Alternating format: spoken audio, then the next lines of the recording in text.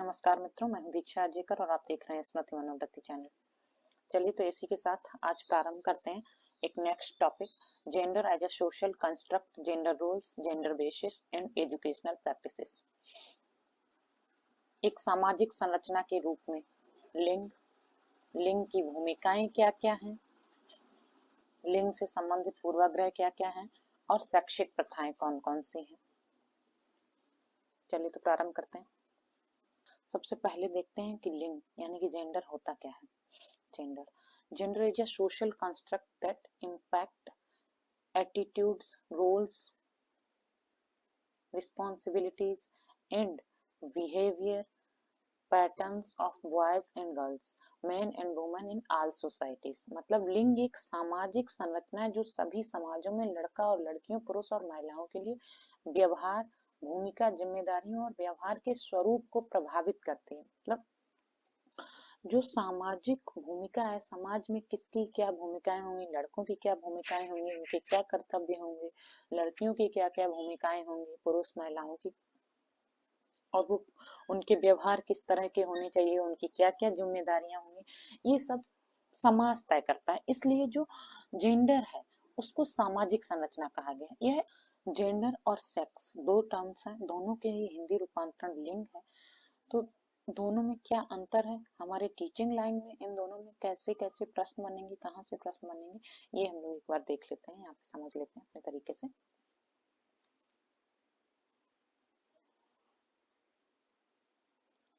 Teaching यानी कि शिक्षण,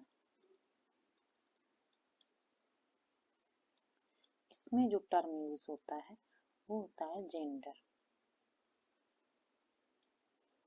जिसे लिंग कहते हैं।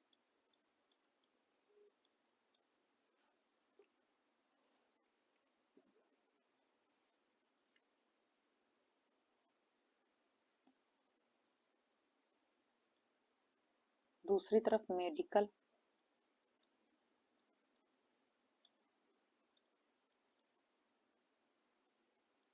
इस सेंस में जो टर्म यूज होता है उसे कहते हैं सेक्स या लिंग।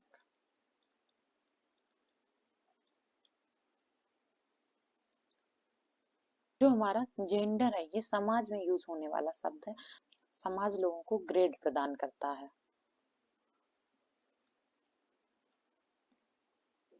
तो ये ग्रेड कहाँ से आता है, क्योंकि सोसाइटी से आता है, इसलिए इसको सोशल या सामाजिक बोलते हैं। इसीलिए जो हमारा जेंडर है इसको सामाजिक संरचना के रूप में परिभाषित किया गया है। सामाजिक संरचना, ठीक है।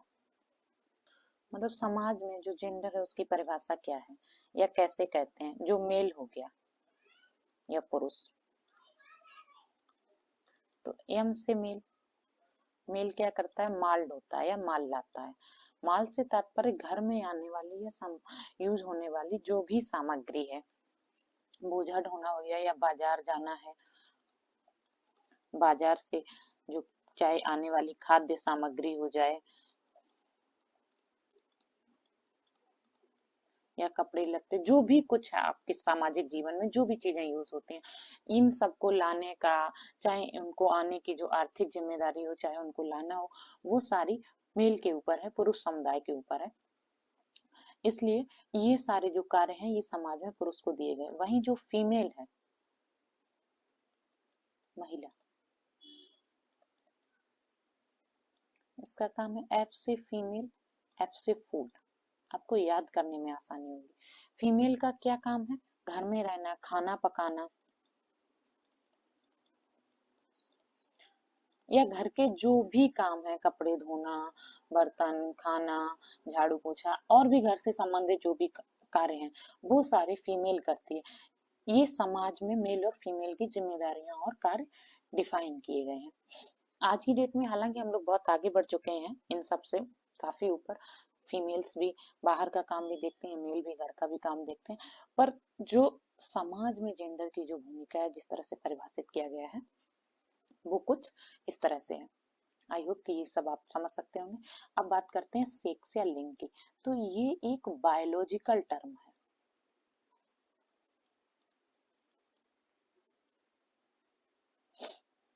जो हमें बाई बर्थ मिलता है।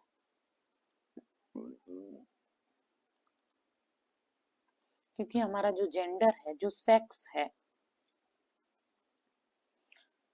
क्योंकि हमारा जो सेक्स है वो बाई बर्थ ही होता है, हमको जन्म से पता होता है। ऐसा तो नहीं कोई बच्चा 2 साल का हो गया, 5 साल का हो गया तब उसे पता चले कि उसका सेक्स क्या है। उसको जन्म से पता होता है कि वो मेल है, फीमेल है या ट्रांसजेंडर है। ये जन्म से ही निर्धारित होता है। तो ये हो गया सेक्स और जेंडर में अंतर। अब हम लोग आगे चलते हैं।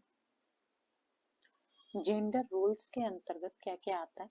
Economic, political and social roles and responsibilities that are spread for men and women in culture. मतलब आर्थिक, राजनीतिक और सामाजिक भूमिकाएं और जिम्मेदारियां जो संस्कृति में पुरुषों और महिलाओं के लिए अलग अलग है। जैसा मैंने आपको पहले ही बताया कि जो हमारी सोसाइटी है या जो समाज है या विविध कल्चर्स हैं, हो सकता है कई कल्चर्स में जो रोल्स हैं, जेंडर रोल्स हैं, लोगों की जो मेल फीमेल की जो भूमिकाएं हैं वो अलग अलग हो सकती हैं। जैसे मैंने अभी आपको जब मेल फीमेल की भूमिकाएं बताई समाज में कैसी, तभी मैंने आपको ये भी बताया कि आज की डेट में वो चीजें चेंज हो रही हैं। तो ये भी एक कल्चर है जो वक्त के साथ चेंज होते रहता है, या ये कह सकते हैं कि हम लोग धीरे धीरे वेस्टर्न कल्चर की तरफ आगे बढ़ रहे हैं। तो जो स्पेशली मेनली इंडियन सोसाइटी है, इंडियन कल्चर है, उसमें ये चीजें विभाजित थी कि घर के काम महिलाएं करेंगी, बाहर के काम पुरुष करेंगे। वहीं जो वेस्टर्न कल्चर, उसमें ऐसा नहीं है। सारे ही अपनी अपनी जिम्मेदारियों या खुद ही उठाते हैं, अपने स्वयं के काम खुद कर सकते हैं। बाहर का काम भी फीमेल्स भी कर रहे हैं, मेल्स भी कर रहे हैं, अंदर का भी दोनों ही कर रहे हैं। तो आज हम लोग इस तरह के समाज में आगे बढ़ चुके हैं। तो सोसाइटी जो है वो नॉर्म्स तय करती है, कैसी सोसाइटी है, कैसा कल्चर है। तो कल्चर के हिसाब से मेल फीमेल की क्या क्या भूमिकाएं होंगी, क्या जिम्मेदारियां होंगी, उस तरह से हम लोग क्या करते हैं। क्या आर्थिक, राजनीतिक, हर प्रकार की कैसी क्या जिम्मेदारियां हैं मेल फीमेल की। आज की डेट में हम लोग देख रहे हैं सारे ही लोग, कितने सारे अगर हम लोग जैसे पहले समाज में बात कर रहे थे कि महिलाएं खाना बनाने का या घर का काम करेंगी, आज की डेट में हम लोग देख सकते हैं कितने बड़े बड़े अच्छा खाना बनाने वाले बहुत अच्छे होटल्स के शेफ्स मेल शेफ्स हैं, और वो बहुत अच्छा खाना बनाते। तो ये जरूरी नहीं है कि खाना अच्छा बनाने के लिए आपको फीमेल ही होना पड़ेगा, या बाहर के काम करने के लिए मेल ही होना पड़ेगा। बहुत बहुत सी लड़कियां पायलट हैं जो प्लेन उड़ा रही हैं, या बाहर के ट्रेन प्लेन, आजकल हर काम लड़कियां भी कर रही हैं, लड़के भी कर रहे हैं। तो आज का जो कल्चर है उसमें मेल फीमेल की भूमिकाएं, जिम्मेदारियां कुछ और है, पुराने कल्चर में कुछ और है। तो समय के साथ साथ कल्चर, लोग, जो विविधताएं हैं वो आती रहती हैं, और लोगों में, चीजों में, कल्चर्स में, समाज में परिवर्तन होते रहते हैं, और उसके साथ साथ जो जिम्मेदारियां हैं वो भी बदलती रहती हैं। अब बात करते हैं जेंडर इक्वालिटीज की। Absence of discrimination on the basis of a person sex in authority, opportunity, allocation of resource of benefits and access of services। मतलब लैंगिक समानताएं क्या है?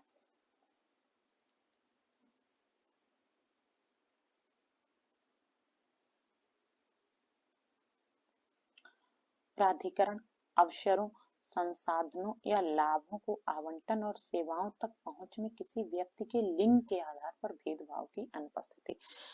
कहने का तात्पर्य ये है कि किसी भी क्षेत्र में, किसी भी चीज में, चाहे किसी प्रकार का अवसर हो, संसाधन हो, अपॉर्चुनिटी हो, बेनिफिट्स हो, जो भी रिसोर्सेस हैं, उन तक पहुंचने के लिए किसी भी व्यक्ति के साथ डिस्क्रिमिनेशन या भेदभाव सिर्फ उनके लिंग के आधार पर नहीं हो, क्योंकि वो इंसान पुरुष है तो इसलिए वो ये काम नहीं कर सकता, या कोई व्यक्ति, कोई फीमेल है तो वो इसलिए कोई काम नहीं कर सकती। तो हर क्षेत्र में दोनों को बराबरी का योगदान मिले, उसके साथ सिर्फ इसलिए भेदभाव ना हो क्योंकि वो किसी और लिंग से आता है। जैसे मैंने आपको पहले भी बताया जेंडर रोल्स में भी, कि आज की डेट में भूमिकाएं बदल चुकी हैं, सारे ही लोग सारे काम कर रहे हैं, चाहे वो मेल हो फीमेल हो।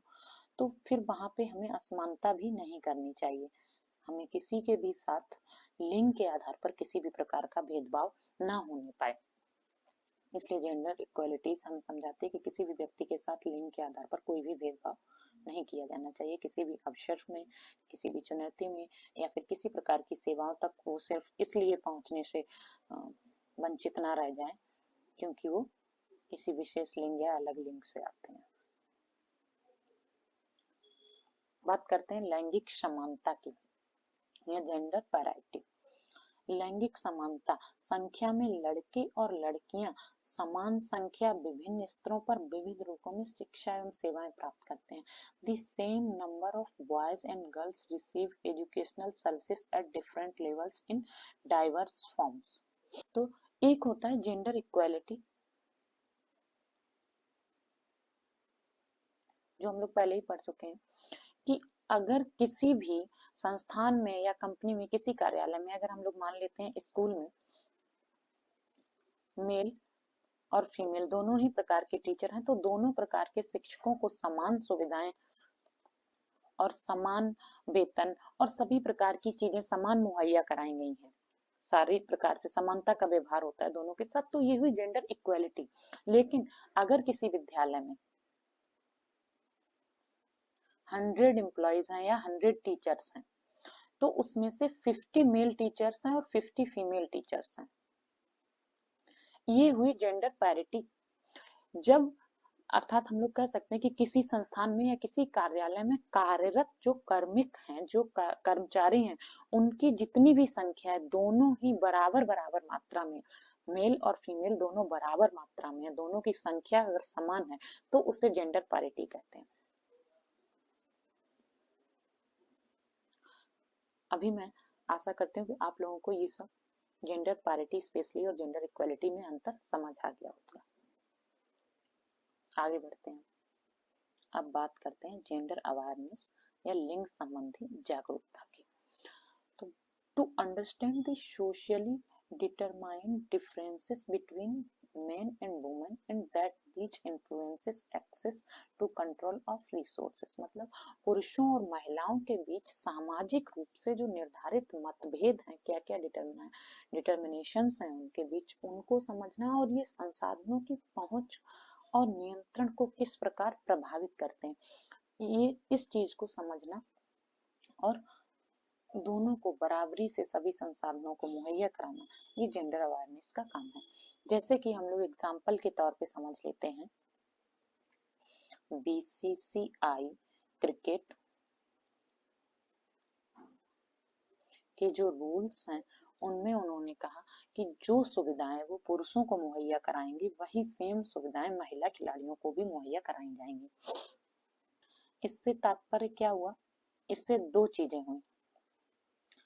पहली तो उन्होंने जेंडर अवेयरनेस फैलाई, दूसरा उन्होंने इक्वालिटी भी दी। साथ ही साथ उन्होंने पार्टीशन भी सेम किया, जैसा मैंने पहले ही बताया कि अगर उन्हें 100 प्लेयर्स की जरूरत है तो उन्होंने 50 मेल और 50 फीमेल ली, जो जेंडर अवेयरनेस और इक्वालिटी दोनों को ही दर्शाता है। चलिए तो अब बात करते हैं जेंडर इक्विटी की। तो यहाँ पे लिंग समानता नहीं, लिंग समता होगा। समता और समानता दो टर्म होते हैं, इक्विटी और इक्वालिटी। इक्वालिटी क्या होती है कि जैसे मैंने आपको पहले ही बताया कि सबको बराबर सुविधाएं, बराबर अपॉर्चुनिटीज अवेलेबल कराना, सुविधाएं मुहैया कराना। कि अगर एक व्यक्ति को आप मान लो, दो भाई हैं, भाई बहन या भाई भाई बहन बहन कुछ भी हैं, दोनों साथ में बाजार जा रहे हैं या साथ में मेला देखने ही जा रहे हैं, तो दोनों को आपने 20-20 रुपए दिए, ठीक है, ये तो हो गई इक्वालिटी। लेकिन अब बात करते हैं हम लोग इक्विटी की। तो इक्विटी की बात क्या होती है? इक्विटी से तात्पर्य होता है जब आप किसी व्यक्ति को उसकी क्षमताओं के आधार पर सुविधा मुहैया कराते हैं कि किस व्यक्ति को कितनी आवश्यकता है उसके अनुसार सुविधा मुहैया कराना। कि अगर एक व्यक्ति का काम 10 रुपए से चल रहा है, हो सकता है कि दूसरे को भी उसकी नीड्स के अनुसार 20 की जरूरत हो, तीसरे को 50 की भी हो सकती है, तो किसका काम कितने में पूर्ण हो रहा है हमें उतनी मुहैया करानी है। पढ़ लेते हैं एक बार definition. Being fair to women and men to redress historical disadvantages that have prevented men and women from having equal access to rights and privileges। मतलब महिलाओं और पुरुषों के लिए ऐतिहासिक नुकसानों का निवारण करना उचित है जिन्होंने पुरुषों और महिलाओं को अधिकारों और विशेषाधिकारों के लिए समान पहुंच रखने से रोका है। इससे तात्पर्य क्या हुआ, आप निम्न चित्रों से समझ सकते हैं। ये जो है इस तरफ के जो है, इन्होंने तीनों को बराबर बराबर के स्टूल दिए हैं खड़े होने को, पेड़ तक पहुंचने के लिए, ठीक है। तो ये हो गई इक्वालिटी। वहीं यहाँ पे इन्होंने तीनों की हाइट को देखते हुए कि किसको कितनी हाइट का स्टूल लगेगा पेड़ तक पहुंचने के लिए, उस हिसाब से स्टूल मुहैया कराया। तो ये हुई इक्विटी। से ये लड़की है, इसको अधिक हाइट की जरूरत है तो इसको ऊंचा स्टूल दिया गया कि वो पेड़ तक पहुंच सके, और इस लड़के को सबसे छोटी हाइट है इसलिए इसको सबसे ज्यादा बड़ा स्टूल दिया गया है कि वो पेड़ तक पहुंच सके, और इसकी हाइट सबसे ज्यादा है तो इसको सबसे कम हेल्प की जरूरत थी तो इसका स्टूल उस हिसाब से है। ये हुई इक्विटी। बात करते हैं जेंडर सेंसिटिविटी की, लिंग संवेदनशीलता। The ability to perceive existing gender differences and issues to incorporate these into strategies and actions। मतलब मौजूदा लिंग अंतर और मुद्दों को देखने की क्षमता और उन्हें रणनीतियों और कार्यों में शामिल करना। इसको हम लोग एक बहुत ही अच्छे एग्जाम्पल से समझते हैं। जैसे कि अगर मान लो किसी मॉल में कपड़ा देखने कोई जाता है, कोई भी कपड़ा लेने जाता है, तो हो सकता है कि अगर मेल है तो वो बाहर ही कपड़े चेंज करके देख सकता है, वो बाहर भी शर्ट है पैंट है कुछ भी चेंज करके देख सकता है। लेकिन अगर कोई फीमेल है तो वो उसके लिए कंफर्टेबल नहीं है और वो ऐसा नहीं कर सकती। तो ये हुई जेंडर संवेदनशीलता की बात। अब हम लोग आगे बढ़ते हैं और बात करते हैं जेंडर एनालिसिस या लिंग विश्लेषण की। identifies the inequalities that arise from different roles of men and women and analyze consequences of these inequalities। मतलब महिलाओं और पुरुषों के विभिन्न भूमिकाओं से उत्पन्न होने वाली असमानताओं की पहचान करना और इन असमानताओं के परिणामों का विश्लेषण करना। अर्थात दोनों की जरूरतें क्या क्या है और किस तरह से उन पे काम करना है। जैसे कि पहले के जमाने में क्या था, महिलाओं का एक परंपरागत परिधान था, या अगर अविवाहित लड़कियां हैं या अनमैरिड गर्ल्स हैं तो वो सलवार कमीज पहनेंगी, और अगर वो विवाहित हैं तो वो साड़ी पहनेंगी। लेकिन आज की डेट में विविध प्रकार की वेस्टर्न ड्रेसेस या और भी विभिन्न ड्रेसेस चल रही हैं, वो सब पहन रहे हैं, या जीन्स हो गए, मेनली पेंट्स हो गए, जो मेन भी पहनते हैं और वुमेन भी पहनती हैं, दोनों ही पहन रहे हैं। तो उस बात का कोई मुद्दा बनाने की जरूरत नहीं है। ये हो गया लिंग विश्लेषण या जेंडर एनालिसिस। चलिए तो इसी के साथ हम लोग समझ लेते हैं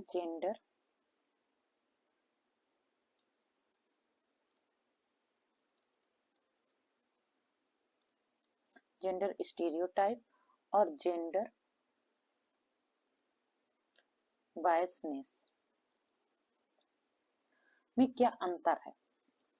लिंग रूढ़िवादिता,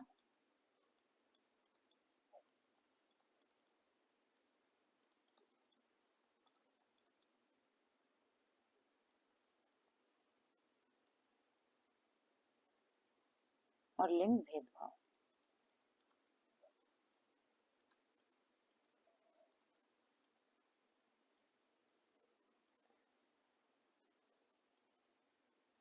अब हम लोग सबसे पहले समझते हैं कि जो लिंग बायसनेस है, जो लिंग भेदभाव है, वो क्या है। तो यहाँ पे ये एक लड़का हो गया,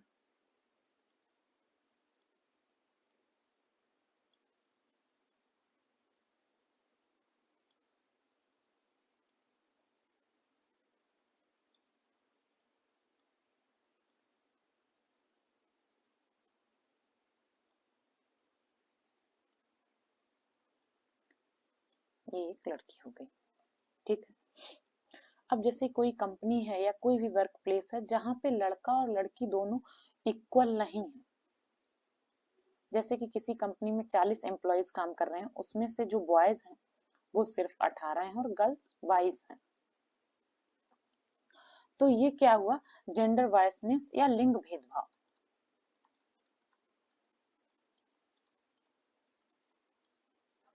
और जो ये लिंग भेदभाव है या जेंडर बायसनेस है, ये लड़का या लड़की किसी के भी साथ हो सकता है। जरूरी नहीं कि ये सिर्फ लड़कियों के साथ ही होगा, या जरूरी नहीं कि सिर्फ लड़कों के साथ ही होगा। कितने लंबे समय से मैक्सिमम हम लोग देख ही रहे हैं कि लड़कियों के साथ होता चला आ रहा है, लेकिन आज की डेट में हम लोग देखते हैं कई जगहों पे लड़कों के साथ भी हो रहा है। तो कोई भी जरूरी नहीं कि लड़कों के साथ हो सकता है या लड़कियों के साथ, किसी के साथ भी हो सकता है।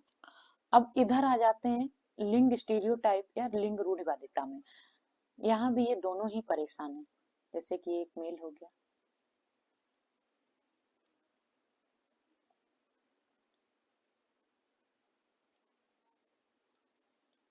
ये फीमेल हो गया।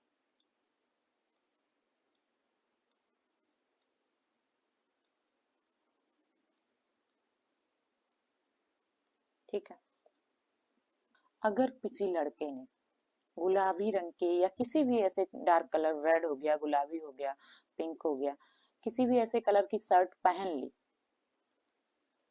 तो उसे कहा जाएगा कि अरे इसने तो गर्ल्स के कलर्स पहने हैं, लड़कियों वाला कपड़ा पहना है। या दूसरी तरफ अगर किसी लड़की ने जीन्स पहन ली या पैंट पहन लिया, तो उस पे तंज कसा जाएगा कि ये लड़कों वाले परिधान पहनती है। तो ये सारी जो चीजें हैं, लोगों को उनके परिधान के ऊपर या उनके रहन सहन के ऊपर किसी भी चीज को लेके तंज कसना और उन्हें परेशान करना, और उन्हें एक दूसरे से कंपेयर करना, लड़के को लड़की से और लड़की को लड़के से, उनके कामों के आधार पे उनसे संबंधित, उनको जिन कार्यों से संबोधित किया जाता है।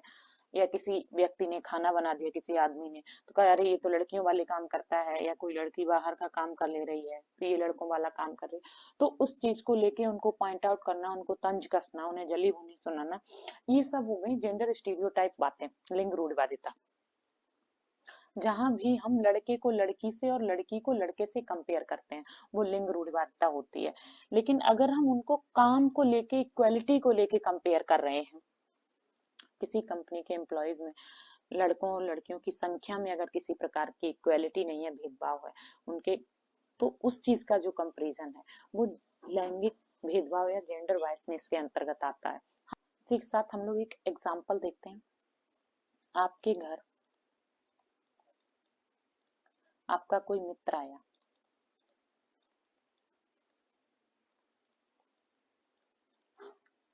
और उसने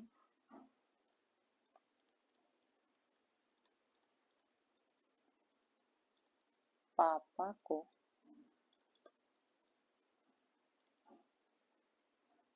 किचन में खाना बनाते देखा,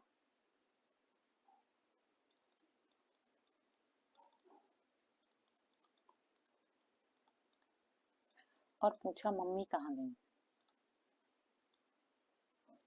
मम्मी कहाँ है, पापा खाना क्यों बना रहे हैं।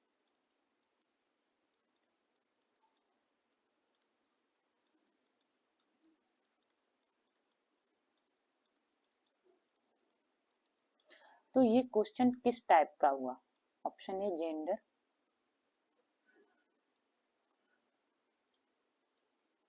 स्टीरियोटाइप, या ऑप्शन बी जेंडर बायस्ड। आप लोग इसका जवाब दीजिएगा। अगर इसका जवाब है जेंडर स्टीरियोटाइप, क्योंकि ये स्टीरियोटाइप बात ही तो हुई, जैसा मैंने पहले ही बताया कि जो परंपरागत रूप से चली आ रही है सामाजिक संरचना की, खाना बनाना मम्मी का काम ही है, बाहर का काम पापा ही करेंगे, तो ये बात जेंडर स्टीरियोटाइप हुई। अब अगर पापा खाना बना रहे हैं, तो वो जेंडर स्टीरियोटाइप जो सोच है, लिंग रूढ़िवादिता है, इसको बढ़ावा दे रहे हैं या इसको ब्रेक कर रहे हैं? तो ऑब्वियसली वो इस सोच को ब्रेक कर रहे हैं या तोड़ रहे हैं। चलिए इसी के साथ ये टॉपिक यहीं पे समाप्त होता है। मिलते हैं नेक्स्ट क्लास में नेक्स्ट टॉपिक के लिए। तब तक के लिए नमस्कार। आप सब खुश रहिए, मुस्कुराते रहिए, हष्ट पुष्ट तंदुरुस्त और स्वस्थ रहिए। नमस्कार, धन्यवाद, गुड नाइट।